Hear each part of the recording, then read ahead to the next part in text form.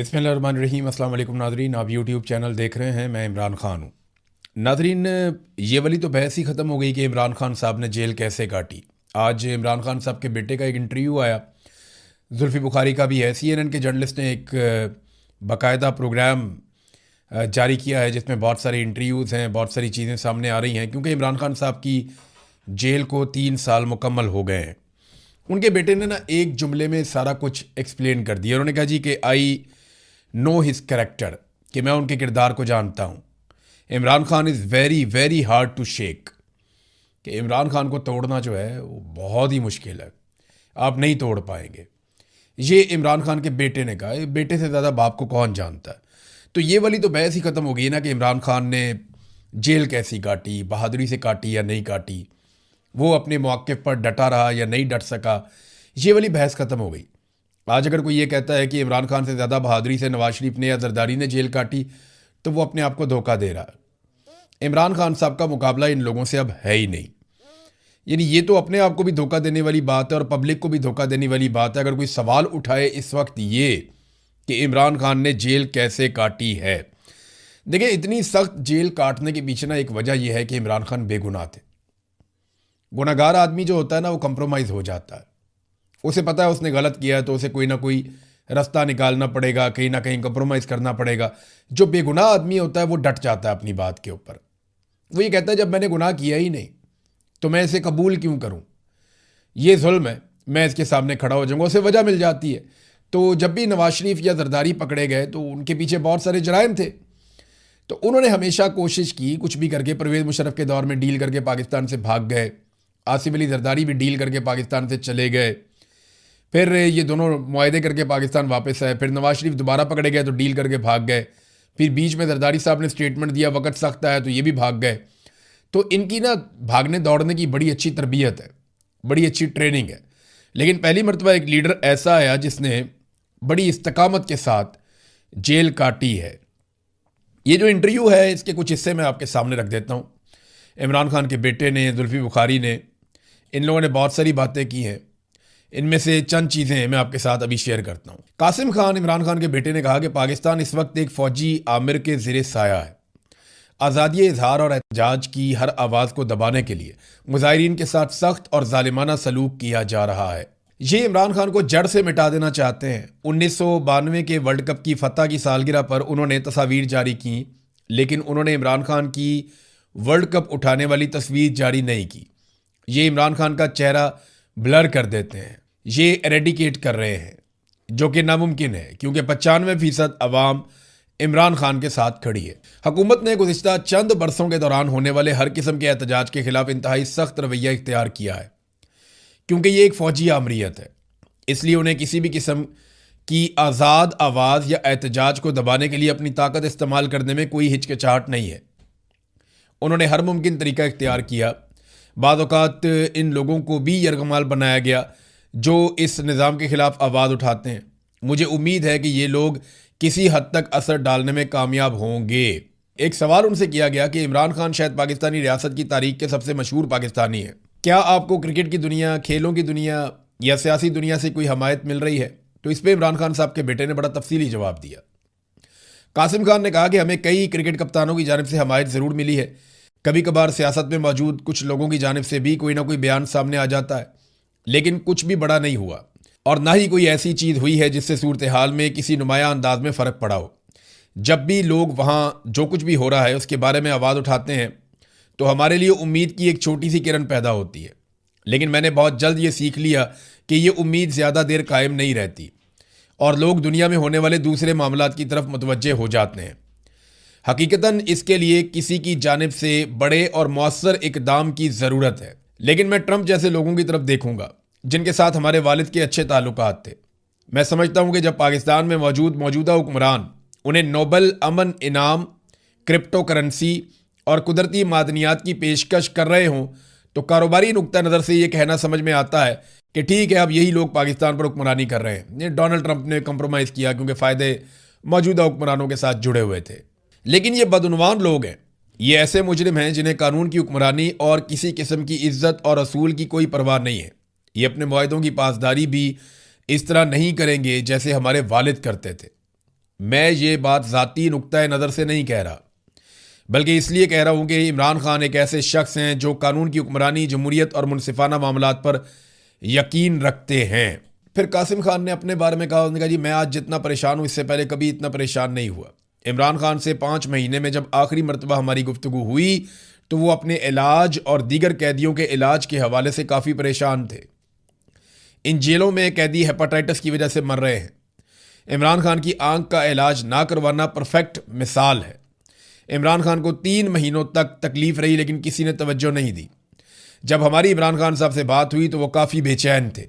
ये जनाब international media को इमरान खान के बेटे ने इंटरव्यू दिया। इसमें जुल्फी बुखारी ने कहा कि कासिम खान ने बिल्कुल ठीक कहा है कि इमरान खान को लोगों के जहनों से ये जड़ से मिटा देना चाहते हैं। आज इमरान खान पाकिस्तान की तारीख का सबसे मकबूल लीडर है और मैं भी ये समझता हूँ कि इमरान खान की जेल लंबी हो गई है।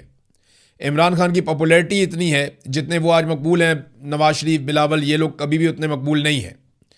और अगर ये लोग मकबूल होते तो शायद इमरान खान साहब की कैद इतनी लंबी ना होती।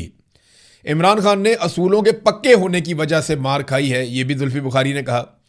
जो एक CNN के तजियाकार हैं उन्होंने कहा जी कि इमरान खान का तर्ज सियासत मगरिब वाला तर्ज सियासत नहीं था।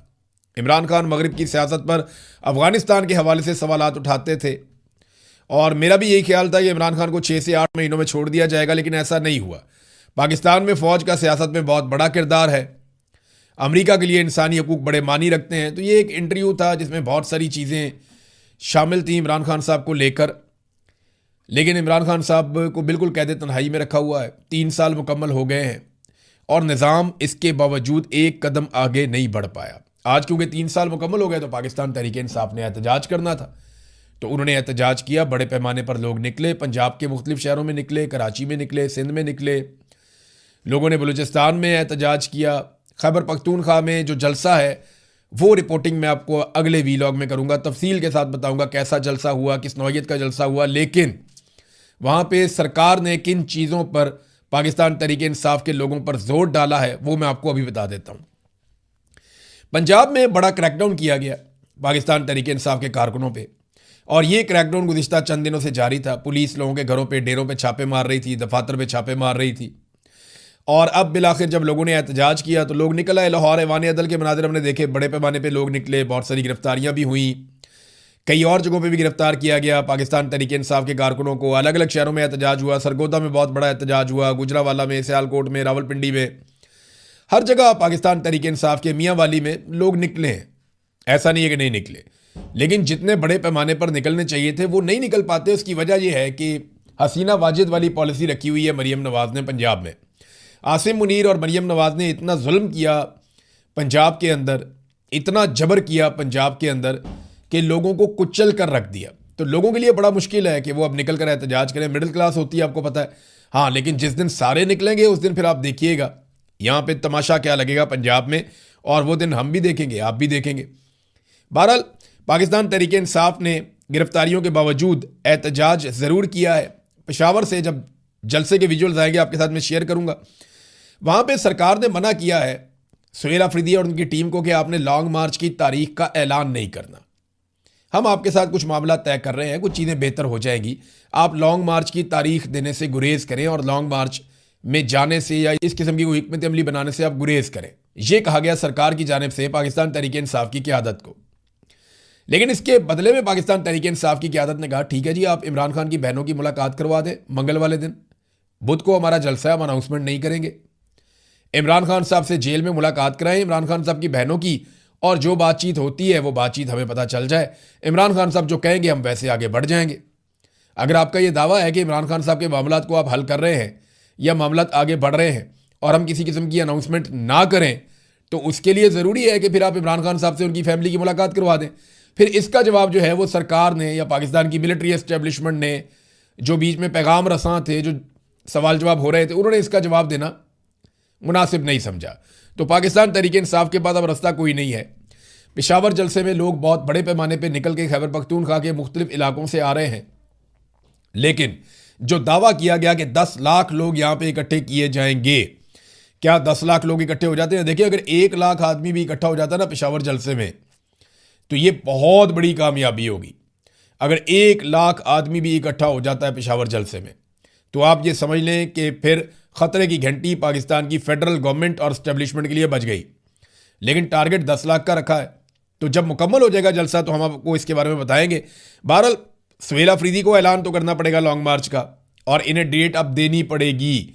ये नहीं हो सकता कि अब आप पीछे छुप कर बैठ जाएं तहरीक तहफ़्फ़ुज़ आईन पाकिस्तान के, या आप कहें कि अचकज़ई साहब करेंगे, या आप कहें कि अल्लामा राजा नासिर अब्बास साहब करेंगे। पाकिस्तान तहरीक इंसाफ का कारकुन इनका पटाखा बजा देगा अगर इन्होंने अब भी कोई बहाना बनाया और ये पीछे से निकल गए और इन्होंने किसी एहतजाजी तहरीक का ऐलान ना किया तो। क्योंकि इन्हें सबको वोट ही पड़ा है इमरान खान साहब को जेल से बाहर निकालने के लिए, और इनको जो मैंडेट मिला है वो भी इसी मकसद के लिए मिला है। पेशावर जलसे पे हम बात करते हैं अगले व्लॉग में। इमरान खान साहब की मुलाकातों की एक तरफ तो ये कोशिश की गई ना, दूसरी तरफ फवाद चौधरी और उनके साथियों ने कोशिश की है कि इमरान खान साहब से मुलाकात हो जाए। उसके लिए उन्होंने एक दरख्वास्त भी जमा करवा दी है। दरख्वास्त जमा करवाई अदालत के अंदर, और उस पर जो मौक़िफ़ है वो ये है कि हम इमरान खान के दोस्त हैं, जेल हुकाम की जानिब से उनके साथ रवा रखे गए मुबैना ज़ालिमाना रवैये और उनकी बिगड़ती सेहत पर नहायत परेशान हैं और शदीद तशवीश का हम शिकार हैं। तो फवाद चौधरी, महमूद मौलवी, इमरान इस्माइल, बैरिस्टर सैफ, इन लोगों ने नेशनल डायलॉग कमेटी की जानिब से इमरान खान साहब से मुलाकात के लिए इस्लामाबाद हाई कोर्ट में दरख्वास्त जमा करवा दी है। वो कहते हैं जी हम मिलना चाहते हैं।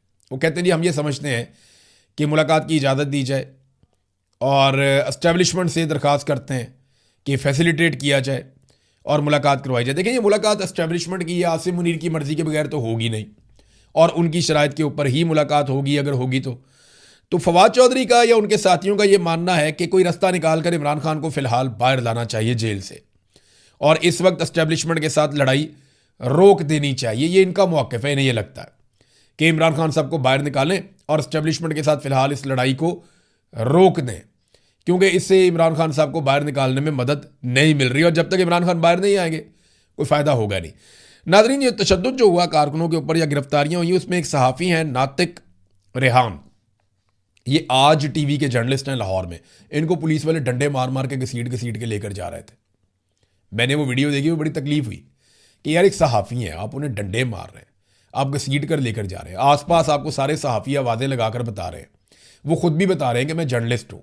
लेकिन ऐसे पागल हो गए ना पंजाब पुलिस वाले, इन्हें अच्छा ये हमेशा से इनकी तरबियत ही है। ये चाहे इमरान खान की हुकूमत हो, चाहे आसिफ अली जरदारी की हुकूमत हो, चाहे परवेज़ इलाही की हुकूमत हो, चाहे शहबाज शरीफ की हुकूमत हो, परवेज़ मुशर्रफ का डिक्टेटर जैसा बंदा बैठा हो, कोई भी हो, ये पंजाब पुलिस को या पाकिस्तान की पुलिस को ये आदत पड़ी हुई है कि ये गरीब और कमज़ोर आदमी को देखते ही इन्हें गुस्सा आ जाता है और ये डंडों की बारिश कर देते हैं। यानी एक बंदा अगर पैंट कोट पहन के, अच्छे कपड़े पहन के बड़ी गाड़ी के अंदर जाए ना, तो ये पुलिस वाले बिला वजह सल्यूट ठोकते हैं। गरीब आदमी हो, चाहे जितना मर्जी इज्जतदार है, मोटरसाइकिल पे जा रहा है, गरीब आदमी है, उसके कपड़े इतने कीमती नहीं है, तो उसको गिरेबान से पकड़ते हैं, चाहे वो जितना मर्जी इज्जतदार हो। तो ये जर्नलिस्ट हैं, उन्होंने शलवार कमीज पहनी हुई, उनको मार रहे हैं सारे पकड़ के। साफ़ी बता भी रहे यार जर्नलिस्ट है, ना मारो।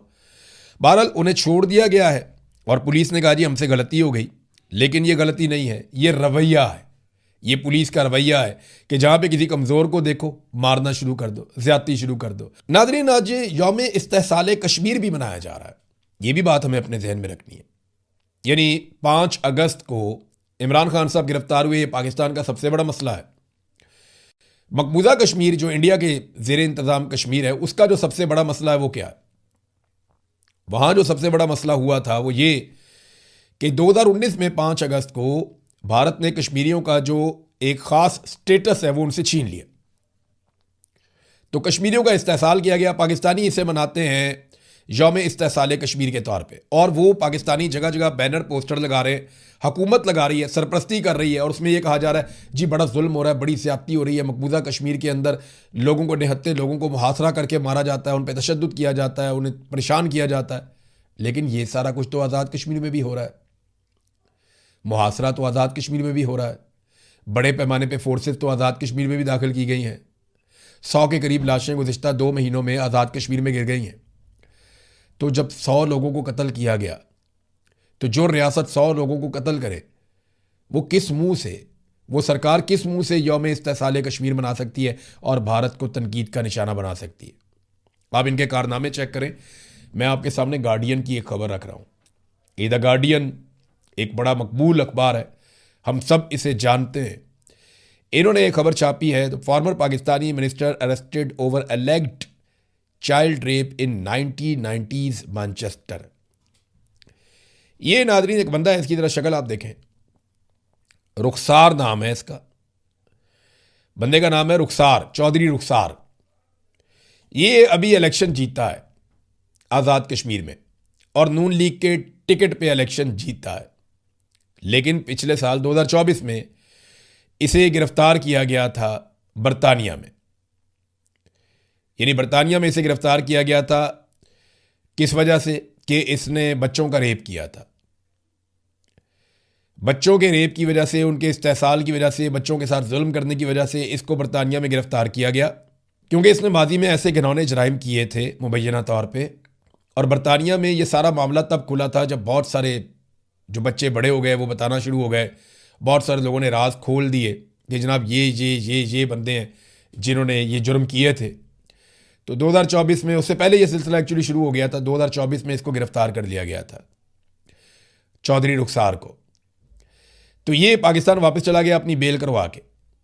अब इसको पेश होना था मैनचेस्टर में पुलिस के सामने अपनी बेल के सिलसिले में, इसी केस के सिलसिले में, लेकिन ये पुलिस के सामने पेश नहीं हुआ और उसने बहाना वहाँ से ये बनाया कि जनाब ये बीमार है और ये ट्रैवल नहीं कर सकता।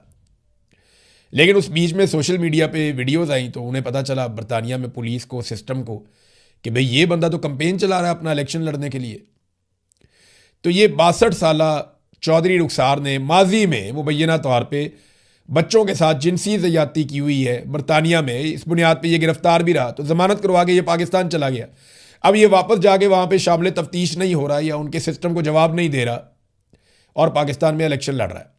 नून लीग ने इसे टिकट दी और पाकिस्तान की मिलिट्री एस्टेब्लिशमेंट ने इसे मेंबर पार्लियामेंट बना दिया, जाली फार्म 47 के ऊपर।